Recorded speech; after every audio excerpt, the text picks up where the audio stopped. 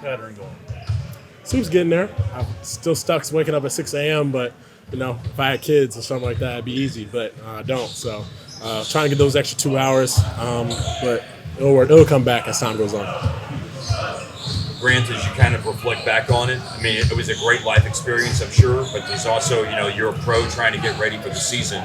So what was the great gratifying personal growth experience out of it, but also how did it impact what you guys are trying to do to get ready to be your best in 9 days? Absolutely. I think it really helped us from a basketball perspective, just understanding where we are, also understanding each other as people.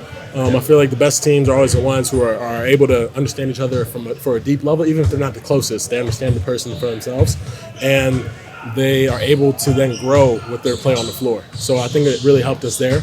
And then when it comes to basketball, I think that we understood that there's some weaknesses that we have, and addressing those when we get back and making sure that we don't bring those into the season is going to be critical. And I think that every single person here has confidence in the group and also confidence in our play. And we're excited for the next steps because, you just want to get going with the real thing, but you can't rush it. We're just taking every step day by day. We had a great practice today, and we're trying to keep building on it. To use a referee term, what are the points of emphasis right now for you guys? Yeah, I feel like there's a couple points of emphasis. We got to get better principles-wise on our defense, making sure that we understand exactly what we're trying to accomplish and force. We have to be better at our pace of play, get fully into shape, and understanding that when we advance the ball ahead and we get open shots and we play aggressively, it makes it so much easier for us on the offensive end rather than coming in isolation in the half court or trying to create something through a set. And then lastly, just understanding that we have to continue to grow and understand one another. Because when we got out there, you saw that each one of us had potential and talent that we could add to the team, but now we have to mix that together. Like, how do we figure out exactly what Tim needs and to make him accomplish and have him be highly successful? How do we make Josh even more successful than he was for his upcoming year? We know how Luka and Kyrie are going to be consistently in what they play like, but also how do we protect them on the defensive end? Do we understand what D. Jones provides when he's guarding a pick and roll? Like, these are all different things you learn, and being that it's a new group, we have to do a better job of just understanding one another. You started a couple of games next to Dereck Lively now. What kind of support does he need? What kind of things are you learning that help him on the court? Yeah, I think he's doing a phenomenal job. Lively is young. He's a rookie, so there's going to be times where he'll make a mistake or he'll be out of positioning. But that's our job as vets to have his back, Having him on the court allows us to have a vertical presence that not many people can offer. And his ability to impact shots at the rim and also pace of play and running up the floor really helps us.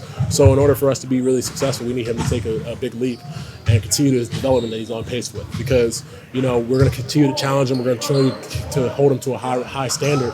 But in order for us to be the best team possible, we need him to not be a rookie. We need him to learn how to be a vet in a matter of a short amount of time. So I think we have belief in him. We have to keep, as vets, continue to talk to him because he's a great receptive listener. And we just have to make sure he stays humble along the way as well. What are the things you've seen so far that show that he's not a rookie or that he can get to that point at some point? Yeah, there's definitely the physicality, I feel like that first game we played Gobert, you could tell he was a rookie. You could tell that there was a little bit of a difference. And that following game, when he got a chance to play him again, it was a different story. And he played with even more physicality. We got more on the rebounding end. He plays with great, tremendous energy. So that's something we don't have to ask from him. But we have to ask for the mental growth from him, whether it's watching film, whether it's actually walking on the court and just walking through and training the mental side of his body. That's going to be the biggest development for him. And I think that he has the ability to do it. And we're going to challenge him to do it because, as we said, we need it. Grant, in a couple of your answers while we've been talking, you've mentioned the term pace of play. And of course, part of the element of pace of play is getting a rebound, so you can get out and do that. And I know you weren't here last year, so you don't have that baseline to compare it to, but it wasn't great last year. So, in what games you played and practices, what are you seeing in that specific aspect, defensive rebounding, in terms of sitting at pace of play? How do you feel that's coming along? We have a lot of energy. Energy is not the issue.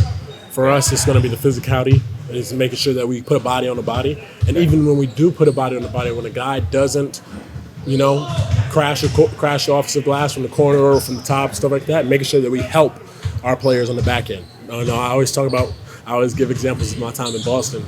And I say that, when JT's fighting with, say it's Joel or something like that, we don't just ask him, the ball goes over his head to get that rebound as well, just because he boxed out.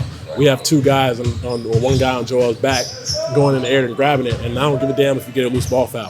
Like for me, it's like just play with as much physicality and effort and toughness because energy-wise, we're going to be there. We're going to crash the glass on offensively. We're going to be able to be in the energy spot where we jump vertically and try and make a play. But it's got to be the physical where we make contact, and then help one another out. That's going to be the biggest thing.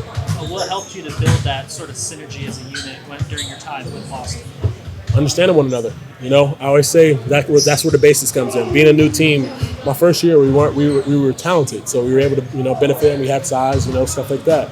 And sometimes your talent can help you, but in the times where you don't have those lineups or people are unhealthy and stuff like that, it comes back to the principles of understanding one another and saying that yes, I'm engaged, I'm fighting this guy the entire game. There might be a time where it goes over my head. I'm gonna need you to have my back. Rather than saying, oh, you expect me to get everything the entire time, because realistically, that's not how this works, When it comes to basketball, it's not perfect. It's not black and white, X's and O's. So we have to do a better job of being in those moments where things don't go our way, still coming up with that effort. If my math is right, during the 3 games of the trip, you and Kyrie and Luka were only on the court like 6 minutes together.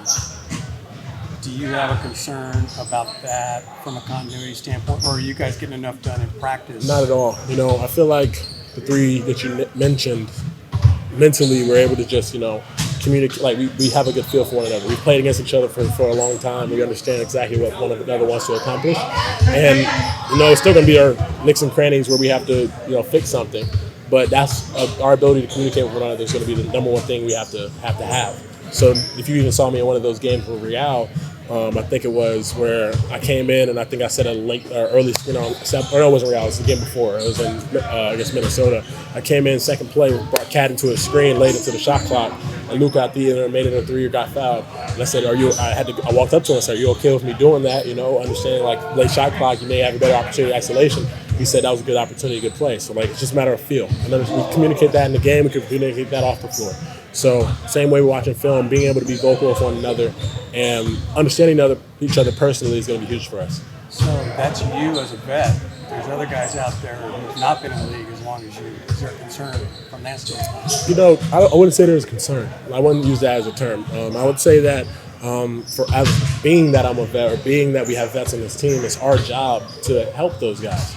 Be able to tell them they have a voice. Like when I was a rookie, it's old league. They didn't want rookies to talk and stuff like that. And I think that when I got there, I didn't change myself. And that's something that I tell them, you don't have to not be you. If you're a quiet person, we understand that. But at the same time, it can't affect us on the floor. You have to be vocal for us on the floor. Off the floor, you can be the most quiet guy in the world. You can stay in the corner if you want to.